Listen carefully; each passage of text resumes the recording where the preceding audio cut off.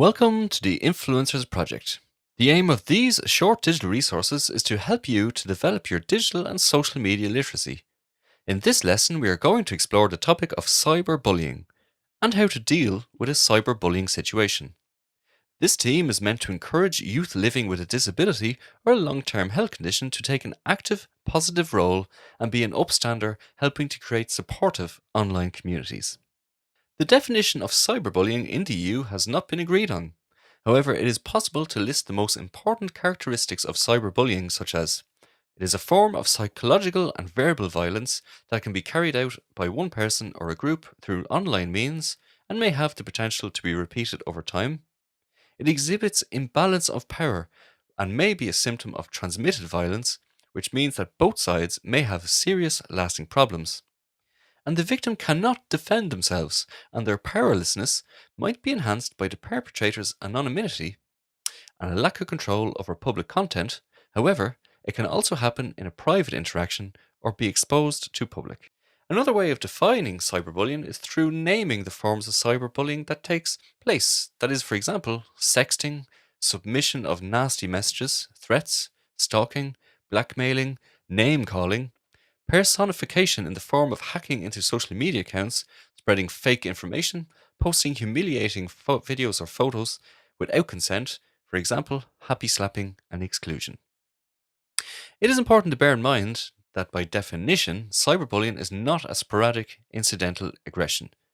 Nonetheless, both sporadic and repetitive harassment may have a severe impact on the well-being of an individual. According to findings, between 21% and 59% of Europeans aged 11 to 17 report exposure to cyber hate. It's agreed that cyberbullying happens mostly to children and teenagers, but it also influences young adults in the aftermath, as bullying in adolescence and childhood can have worse long-term effects on young adults' mental health than being subject to maltreatment during childhood. Amongst different consequences for the victim, we should be aware that cyberbullying may result in diminishing the self-worth of the victim, changes in performance, spending too much time or even less time on the internet, powerlessness, lack of control, changing in eating habits, depression, isolation, not reacting to the things that make them happy in the same way, or constant anxiety, aggression, and self-harm. To minimize the consequences and react to cyberbullying, it is essential to remember two things. Cyberbullying is based on imbalance of power. There is a stronger part that targets the perceived weaker part, and both sides may have serious, lasting problems, and cyberbullying might be a symptom of transmitted violence, break the pattern of a circle of violence. In the first place, however, we should concentrate on the person being victimized and break the imbalance.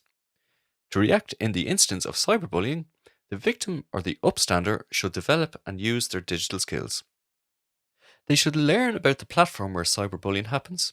Do not interact, as it might fuel the bully. Save the evidence, for example, by taking screenshots. Delete the content or block the sender. Inform the moderators of the online service and ask for action. Change the passwords, or hold the perpetrator accountable in the face of the authorities. While being an influencer, you can also be vocal about cyberbullying happening on your channels. Set anti-bullying community guidelines. Check in with your followers and be a role model. Create a social campaign on the consequences of cyberbullying. You should remember to not share violent content, react to any signs of cyberbullying, report unwanted interactions to the platform moderators. It is also recommended to refer to external authorities and use anti-bullying software, i.e. Rethink. You have now completed this short video which looked at the basics of the topic of cyberbullying and how to deal with a cyberbullying situation. For more resources that will help you to develop your digital and social media literacy, please visit the Influencers Project website at www.influencersproject.eu.